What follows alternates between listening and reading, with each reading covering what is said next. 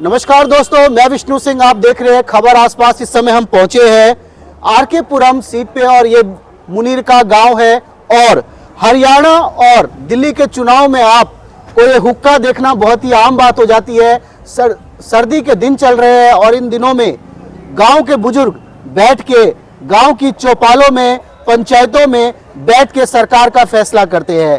और हम यहाँ पर पहुंचे हैं, हमारे साथ कुछ कार्यकर्ता मौजूद है और गांव के कुछ गणमान्य लोग मौजूद हैं। हम उनसे जानकारी लेंगे क्या माहौल है और इस बार मुनीरका किस तरफ जा रही है और मुनीरका के वोट किस तरफ जा रहे हैं और आरके पुरम विधानसभा में कैसा क्या चल रहा है। चाचा आपका? राजकुमार टोकस। क्या लग रहा है इस बार मुनीरका गांव किस तरफ मुड़ रहा है?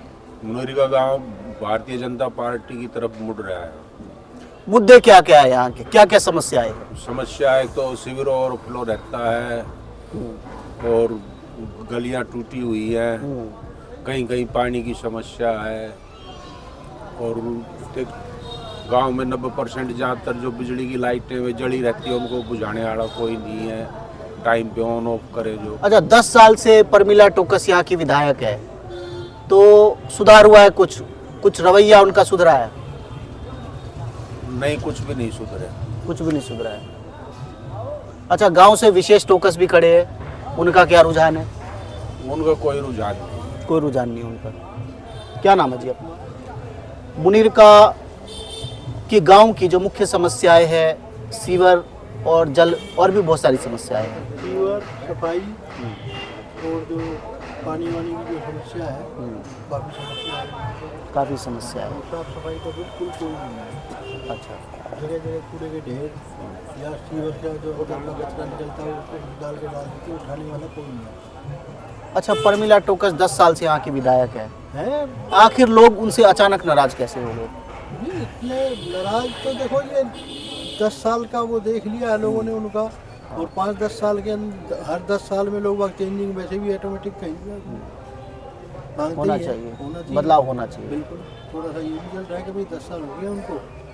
अच्छा, लगता है अनिल शर्मा जी विधायक बनेंगे तो यहाँ की समस्याएं दूर हो जाएगी। देखो, वो एक बार 10 महीने के लिए विधायक बने थे तो उन्होंने सीवर वगैरह का काम करना शुरू कर दिया था। लेकिन वो उस वक्त जो है वो केजरीवाल जी ने इस्तीफा दे दिया था।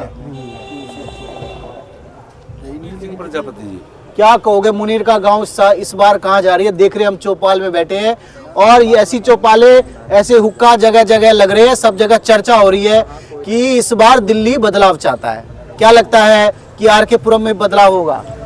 भाई साहब, आरके पुरम में 100% बदलाव होगा और हमारे मुनीरका गांव की 80% से ऊपर बीजेपी की तरफ पूरा रुझान है। हमारे गांव की कुछ समस्याएं हैं, मूलभूत सुविधाएं नहीं मिल पाई हैं, उनसे हम आपको अवगत करा रहे हैं।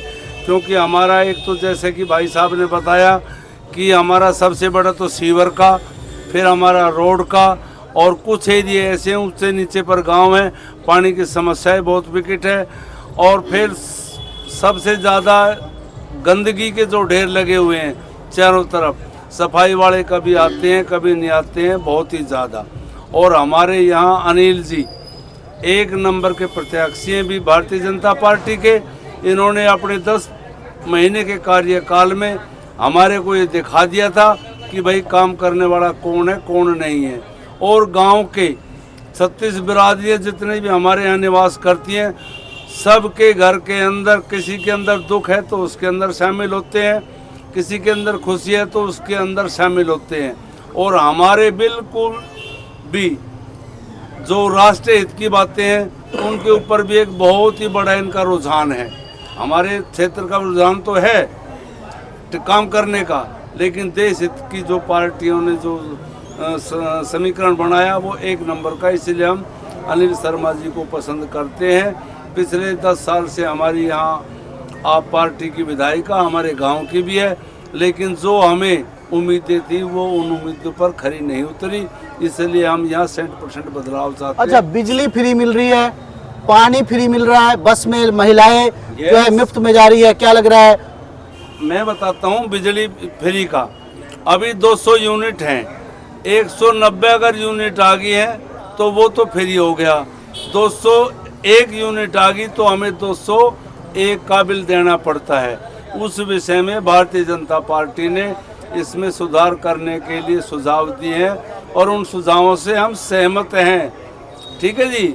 और जितनी भी जन सुविधाएं जनता के प्रति आप पार्टी ने करी थी, उनमें सुधार के लिए बड़े अच्छे सुझाव आए हैं और वो भारतीय जनता पार्टी एक को भी बंद नहीं कर रही है, उसको अप ही करेगी। अब केजरीवाल जी ने कही थी यमुना में जहर मिला दिया गया, ऐसा क्या कहेंगे आप? अभी आप देखिए ये कितना बड़ा अपराध है, मैं इसको अपराध कहूंगा, क्राइम कहूंगा।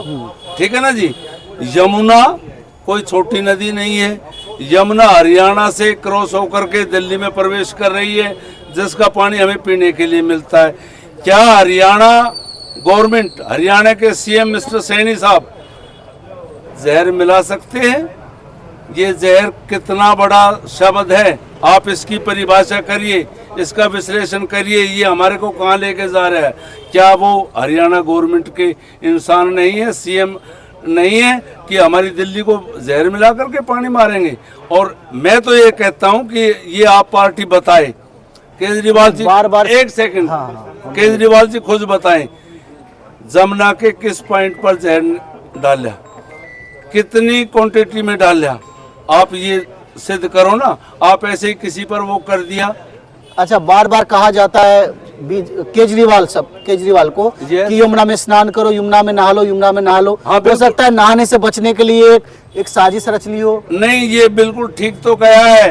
आप जमुना में नहा करके देखिए, पीछे हमारे बीजेपी के जो प्रेसिडेंट थे वो नहाए थे और उनको हॉस्पिटल में एडमिट होना पड़ा था, राम मनोहर लोहिया हॉस्पिटल के अंदर, सचदेवा जी को। क्या केजरीवाल इतनी बड़ी गारंटी देते हैं जमुना की?